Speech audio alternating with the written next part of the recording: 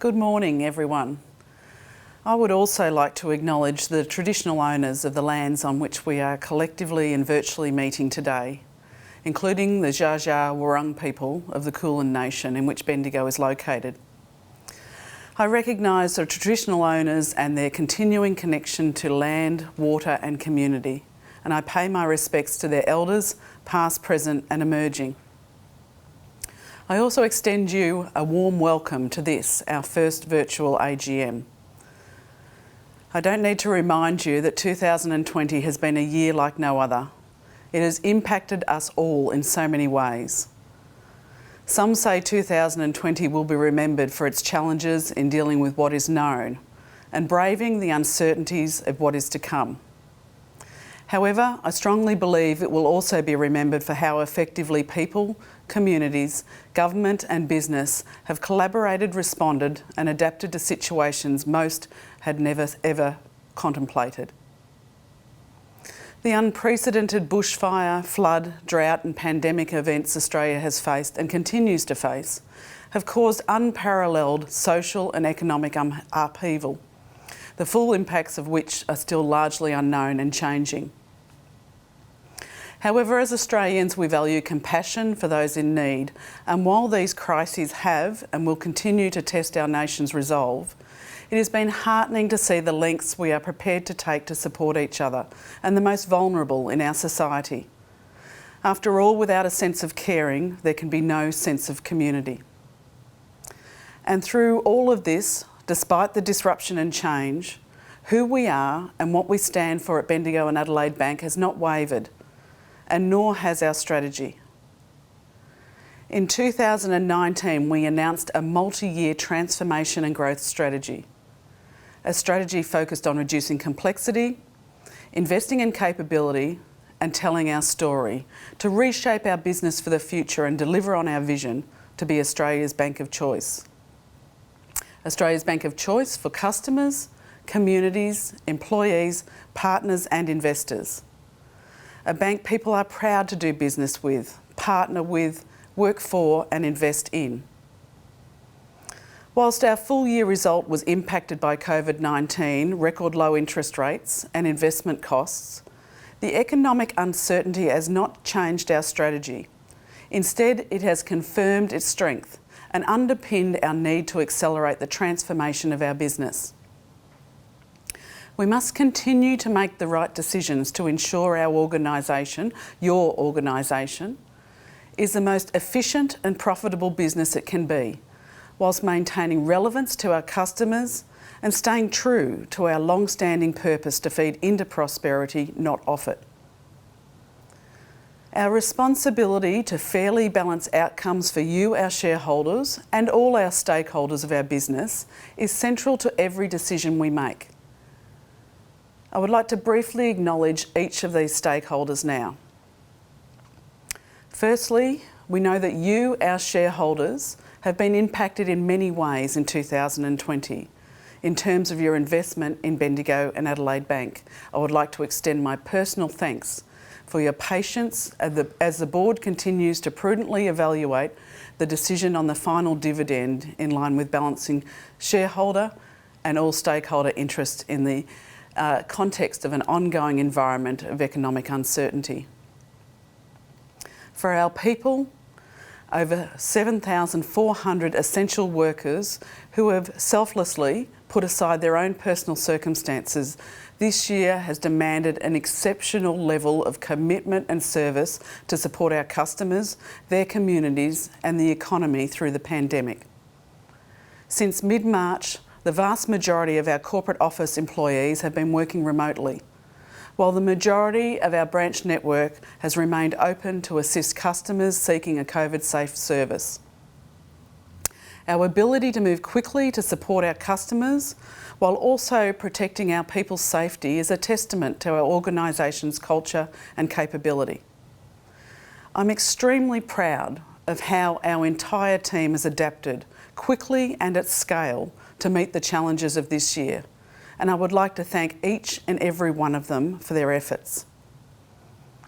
And when it comes to our more than 1.9 million customers, this year has been one of significant change and challenge.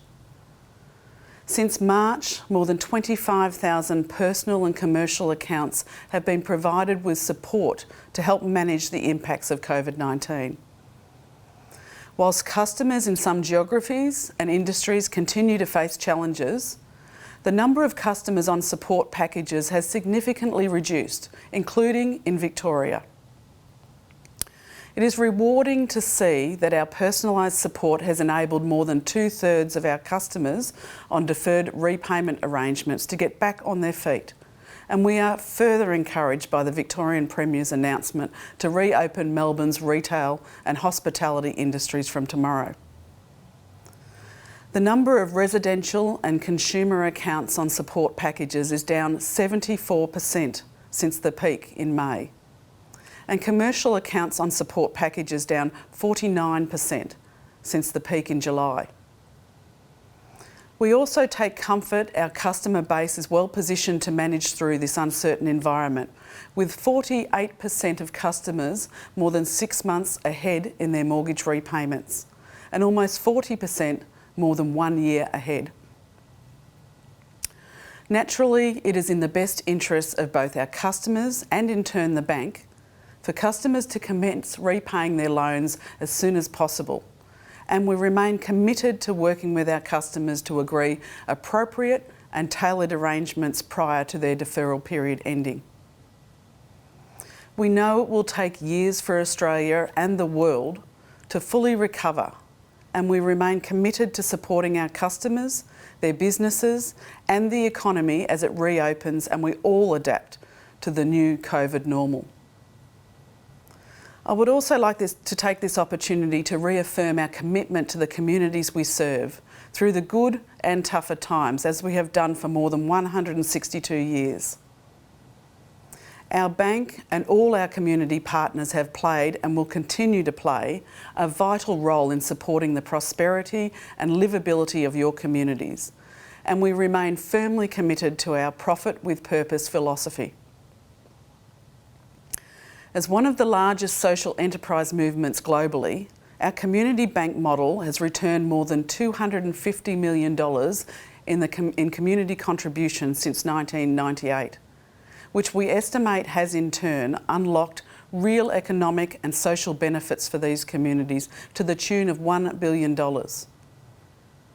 In this financial year alone, the model has returned more than $21 million to local communities, helping to build much needed infrastructure and deliver important local sporting, education, arts and cultural initiatives. As well as a 1 in 100 year pandemic, this year Australia faced one of the worst bushfire seasons on record. In January, the bank launched its national and state-based appeals and raised more than $46 million from 145,000 generous donors to help those impacted by the devastating Black Summer bushfires. Importantly, 100% of the funds raised will be distributed directly to affected communities, with distribution decisions continuing to be informed and recommended by local communities. To date, almost half of these funds have been distributed to support these community-determined initiatives. I would now like to briefly comment on our business performance and outlook. Our distinctive strengths continue to provide shareholder value and opportunities. Last financial year, we saw solid performance across our main target markets, with our agribusiness division increasing lending 1.3% and maintaining a strong market share of 8.4%. Our small business proposition continuing to build on the momentum of the prior period, and of course, our residential lending growth through our combined third-party, direct and digital channels was a standout, growing at 4 times the average of the industry. Our branches in communities across Australia remain a critical part of our retail distribution strategy, providing a significant source of stable customer deposits and community connection. However, the size, look and feel of our branches has and will continue to evolve over time. This year, we accelerated the modernisation and optimisation of the bank's physical distribution network with the opening of new community-focused experience stores in Carlton, Victoria and Leichhardt and Coffs Harbour in New South Wales. We further complemented this by growing our mobile relationship manager team by 30% to better support customers seeking a more convenient in-person banking experience. The success of our fintech partnerships continues. In 2018, in collaboration with Ferocia, we launched Up, the first mobile-only digital bank in Australia. It is now the country's highest rating banking application, and this year more than doubled its customer numbers to over 250,000. Our partner TikTok this year sustained further growth of 120%, with cumulative home loan approvals now at more than $1.2 billion. And both are finalists in this year's FinTech Australia Awards in multiple categories, with winners to be announced tomorrow night, so watch this space. Additionally, just 2 weeks ago, we announced an exclusive partnership with Tyro, an ASX-listed payment solutions provider, for it to become the bank's exclusive merchant acquiring partner for our business banking customers.